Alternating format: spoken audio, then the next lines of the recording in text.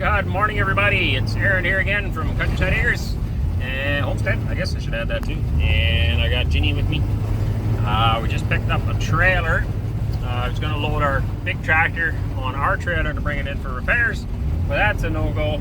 It's just not heavy duty enough, and we would have wrecked the axle. So I'm borrowing a trailer here now from another feller, and hopefully we can get that in and get it repaired sooner rather than later, because I kind of need it. So, little side note, little story. I dropped off Bill there for baling and mowing at the one Amishman, and he's gonna write me a check right away. So I'll be right back. I go grab this trailer, and then I'll come back. And so I get talking to him. He's had time to look at the bill now, and he's looking at me quite serious like. And he says, I gotta be honest here, Aaron. I got a bit of a problem with this bill. And I'm thinking, what's going on? He says, well, it's got to do with this rate here. So I charge $7 a bale for baling, and I have $17 an acre for mowing. Although I'm going to up that because that's not high enough. But anyway, so he says he's got a problem with the rate, and I'm thinking, oh, okay, well, I tell him, I says, well, let me know what it is. I'm sure we can work something out, right? He says, well, everybody around here charges $9 a bale, and you're only charging $7, and I just don't feel right about that. He says, I feel like I got to pay you more. And I said, well, you don't have to. I've always charged $7 a bale for baling. I'm happy with that. It works good for me. You don't have to. Well, yeah, I'd really feel much better if I could pay you this much instead. So anyway, we dickered back and forth a bit and agreed on the higher amount. So anyway, it's nice that there's people like that in the world. You get lots of other ones that are complaining about the price, and this was the opposite, and shows again just the good people that most Amishmen, I've never met a bad one anyway, there might be some, but the good people that the Amish are, yeah, I really appreciated that. Made my morning. He's a super nice guy. So.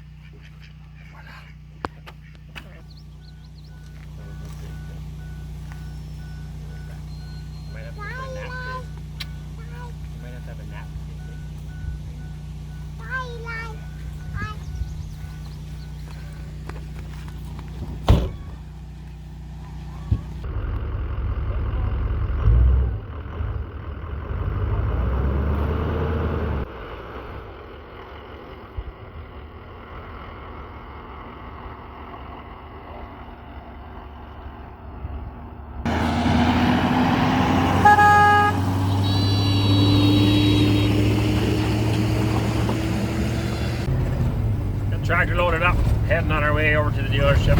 She is a very heavy load. I'm glad we're doing this because we had contemplated driving, like floating all of our equipment over ourselves, and that would save us a bit on transportation.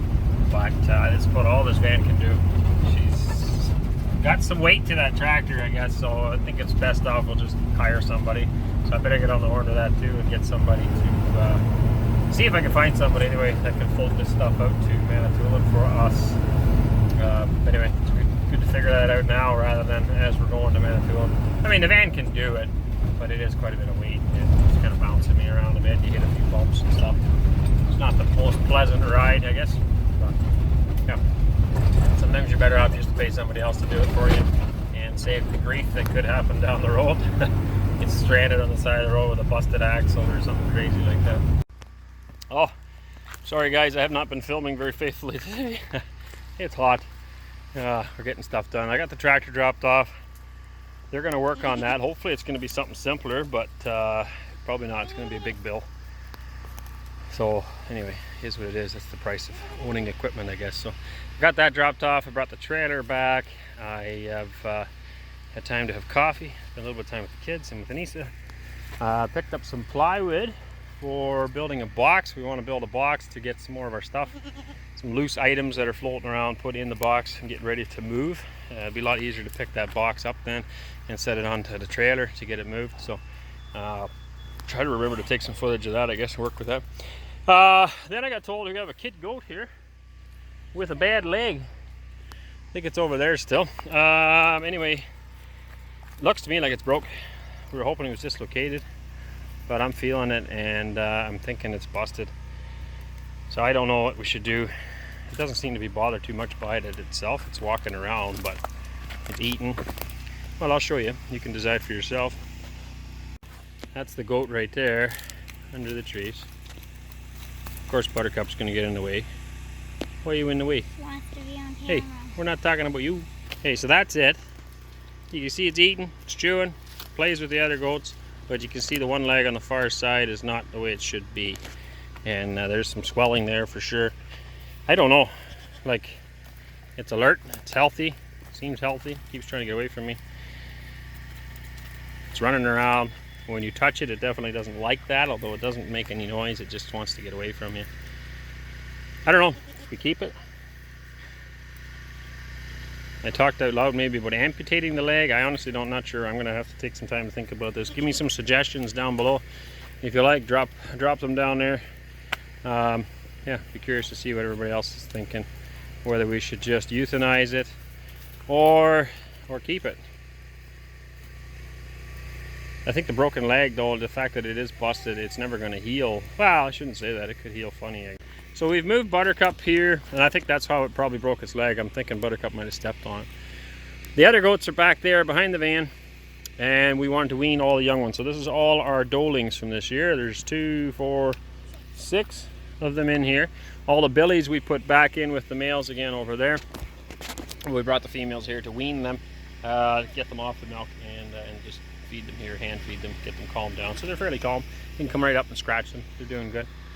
And then we brought Buttercup over here as well because she is a pig. She's always eating everybody's feed. So we're trying to feed the goats to get them milked. Cora does her milking when she's trying to feed the Buttercup's constantly in there trying to steal the feed. When you feed the pigs, Buttercup's in there eating all the feed, pushing the pigs out of the way. So we brought her over here. We can feed her hay here just fine, and then feed the pigs and the goats in the other pen without that hassle. But I'm in this pen now, and keep in mind this used to look like bush. Okay, look at this open here now. You can literally drive from here now. If these gates weren't in the way, you could not get any farther. I parked the gates here because you couldn't get any farther. It is now open. These remaining trees Buttercup is pushing down. Okay, now we've taken a lot of these trees out. Once they snap off, we throw them up on the pile. They've got big log piles laying here. But yeah, just look at the contrasting difference. I've been told I moved the camera too fast, so I'll try to go slower. All right, but that is wide open. I'm going to go up ahead here and show you what it looks like there. Okay, we're up to the far end of the fence here. Go down again, looking here. It's all opened up. It used to be more scrubby like this. Cleaned it up. And then there you can see what the bush looks like. Okay, we've had the animals in here. Look at the grass that's growing up in here. Again, that's what gets me excited. Look at this grass. It didn't have an opportunity to grow before because the raspberry cane and all the short trees were taking all the sunlight away. But look at it. Look how thick that's coming in. Okay, that is nice and healthy stand of grass that can now provide lots of food for somebody to eat. These stumps too, the pigs wore them right down, and got some dirt thrown on them by the looks of it. So it's wide open here now. And this used to look, it was somewhat opened up here, but not like it is now. And it used to basically look like this. So that's what a little bit of time and effort with a few animals can do. I have no idea what the farmer's here is going to do, whether he's going to continue on with this or just let it grow back into trees. I guess that's his business. But this is what can be done. It does take effort. Got to move these fences. It takes a lot of work and sweat to get these fences moved through here. But that's exciting. And now when you rotate animals through that again, they're going to keep, like any new seedling trees that try to grow up in there, they're just going to get nibbled up and eaten. So they won't have an opportunity to grow back, and it'll just stay nice and open like that. You get grass growing. You don't have to remove all the trees, right? Ideally leave a few for shade would be great. But you can see the grass that's growing here now. Obviously not there, they've got it cropped right down. But the grass that's come back in this area, there's been nobody in here now for 3 weeks, I think. And just look at that, a little bit of fertilizer and healthy grass. So if we were sticking around long term, we'd be putting them back in here again to eat some more of that raspberry cane. And of course we would start working on the rest of the bush. You know, maybe put a permanent fence around the part we've got done. But if all goes well, we will be heading to our new property, and we'll do some of this, exactly this. It's not the same property. We don't have as much of these small trees on our property, and it has been pastured already, so won't be quite as much work to do. But we'll be doing this land clearing on our new property that we hope to be moving to soon. Calves are doing great, even though it's hot. Been just giving them piles and piles of water. Need some bedding in there, looks like. But they're doing good. You can see they're puffing a little bit, but that's how they keep cool, right? This one here is doing by far the best. It's got some beef blood in her, and that definitely helps them grow quick. So anyway, yeah, doing good. But I'm looking forward to getting them onto the island, getting them on some grass out in the pasture. I'm going to leave them in a hutch till then. We only got another 9 days before we go. Well, start getting them out there. That'll be exciting. And then we'll get some new calves, fill the hutches up again. Duckies are doing good too, although we have somebody eating them again. There's a chunk of a wing. I don't know if you can see it there. Right there. If I can find my finger now. Whoop. Right there. There's a chunk of wing from somebody. So last week, no, when was that? 2 weeks ago? About a week ago, I got a mama coon. She was threatening her other ducks, and we had already lost 2, with one that was sustained some pretty good injuries. And now I think, so that one I shot. And I think now maybe somebody else is out here bugging them.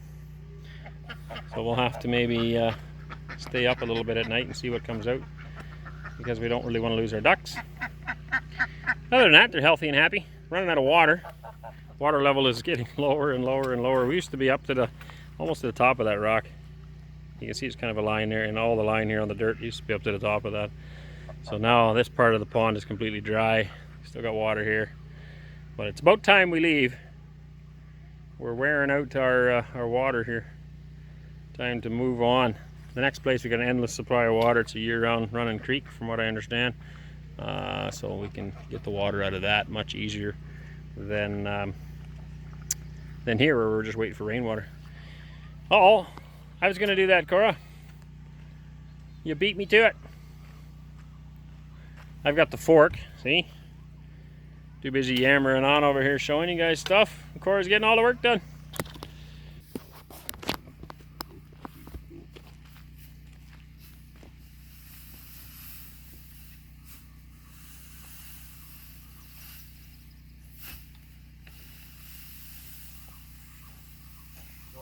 Here, eh?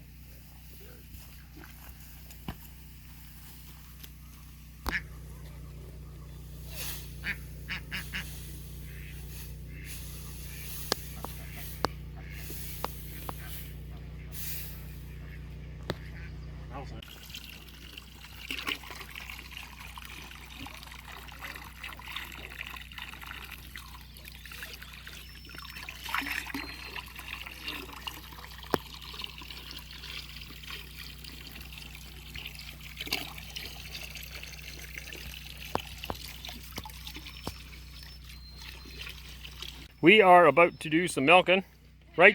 You're the milker. That's what he is at. Oh, that's some of that new pig chop and a bunch of different things. Anyway, that's to get the goats to stick their heads in. So they're filling up now that we've weaned a few. I mean, they're still feeding lots of billies, but lots of milk. This one here by far has the most, and I'm sure it feels great to get all that milk out. Last year we had 6 of them then, nannies. We got rid of 2, but we had 6 of them with massive udders like that. They were doing 3.5 liters a goat each. So we had way too much milk. This is the head gate that I built at the last place. And anyway, Cora will get that ready here in a minute if she doesn't get bombarded by these goats. So it's a locking head gate. This one opens first. We're going to stick a goat in there. Hopefully she can find an easy one to do that with, because I have my hands full. I'm holding some chop and the camera. Put it on the other side of the bowl. Yeah, that'll work.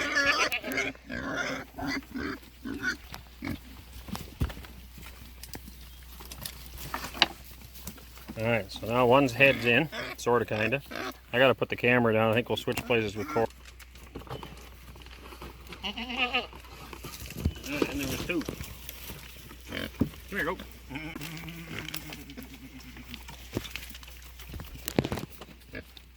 Come on, here.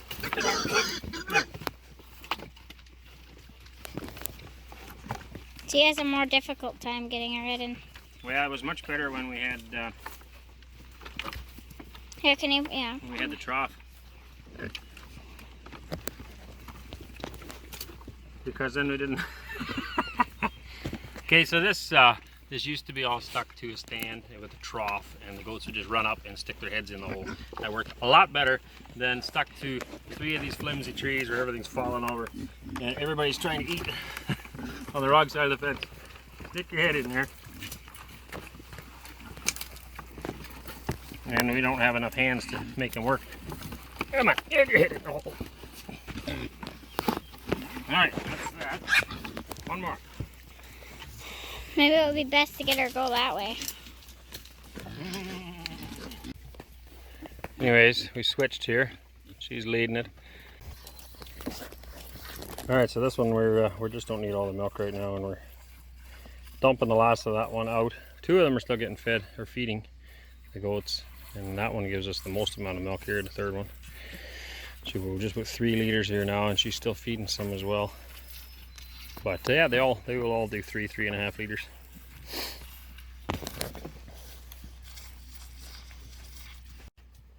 Oh, that's it for that. They're all done milking there. So anyway, yeah, dumping the one on the ground. We wouldn't ordinarily, if we had a place where we actually had our fridge and everything going, we would definitely keep everything, because we'd be making a lot more cheese and yogurt and different things like that. But right now in the camping situation we're at, it's just not ideal, and so we just don't need the milk. So another reason we need to get onto our property sooner rather than later. We could even use the water from the creek then to cool jugs of milk or something. But these camp trailers only come with a small fridge, and so just a lot more milk than we need. Actually wouldn't mind selling probably one more doe. This one's a really nice doe, but very small teats, very hard to milk by hand. Perfect for in a parlor, I guess, whereas the other one's got much bigger bigger teats, so you can get your hands on it and milk them. So anyway, I think that's going to be it for today. We've got our milk to bring in, and it's about supper time. We'll let these guys go. We're going to do a little bit more feeding, and then we're done for the day. So thanks for coming along for the ride again, and we will catch you on the next one. What are you smiling for? Hmm? What are you smiling about?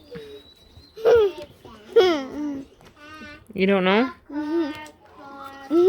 I don't know. You don't know why you're happy? Well, it's good to be happy, isn't it?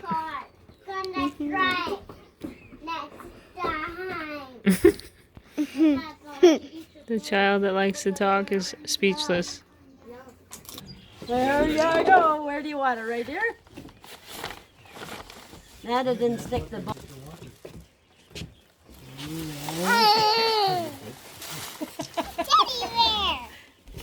Isn't that nice? Teddy bear. It's a panda. Nice. See the pants. This? Oh, they're matching. I know. Yeah. Well, Mm. There you are. You want the teddy? Well, that's Ginny's teddy.